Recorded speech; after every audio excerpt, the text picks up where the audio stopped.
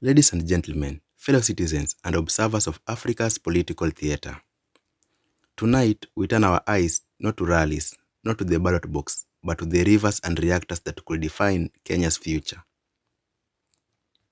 The government has revived a $3 billion Tana River hydroelectric power plant and has announced bold plans for a nuclear power facility in Siaya County. On the surface, these are energy projects, but underneath lies politics. Power politics, regional rivalry, and a president in search of legacy. The Tana River, Kenya's longest river, has long been at the center of hydropower dreams. The High Grand Falls project, once shelved due to financial hurdles, is now back with a renewed urgency. Costing an estimated 2.7 to 3 billion US dollars, it promises nearly 1,000 megawatts of electricity, large-scale irrigation, and flood control. But here is the political reading. Mega dams are never about electricity. They are about nationhood. They are about building monuments to power, both electricity and political. Ethiopia built the Grand Renaissance Dam and claimed regional dominance. Tanzania is erecting the Julius Nyerere Dam as a statement of national pride. Kenya, by reviving Tana, is telling the region, we too can build big. We too can lead. Now, let us turn to the more controversial project, nuclear power plant in Siaya. For years, Kenya flirted with the nuclear dream. The first site in Kilifi faced resistance, sparking debates over land, environment, and safety. Now the government has shifted its focus inland to Siaya, projecting cost of over 500 billion shillings. That's 3.5 to 3.8 billion US dollars. This is more than an energy plan. It is a political statement. Nuclear power is not just about words and grids. It is about prestige. It is about saying Kenya belongs to the global clubs of nations that think in centuries, not election cycles.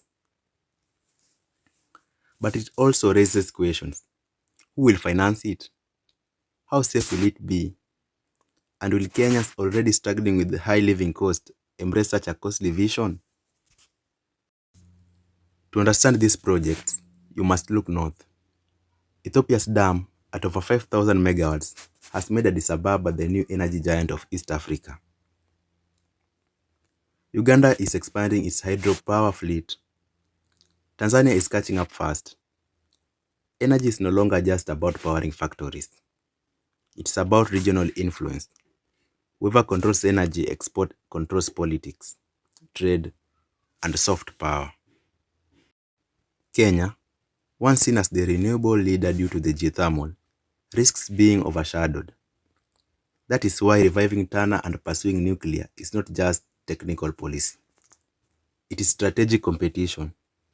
It is about keeping pace with Ethiopia, avoiding dependence, and maintaining Nairobi's voice as the regional power broker. Ladies and gentlemen, let us not forget the domestic angle. President William Ruto has 2 years left in his first term. He faces economic pressure, rising debt, and political opposition sharpening its blade. For him, these projects are not only about kilowatts, they are about legacy. If he can break ground on Tana and Siaya, even before completion, he will present himself as the president who thought big, who matched Ethiopia's dam with Kenya's own bold ventures. But if financing stalls, if protests erupt, or if feasibility studies drag, the opposition will paint these projects as pipe dreams, expensive fantasies designed for headlines, not households.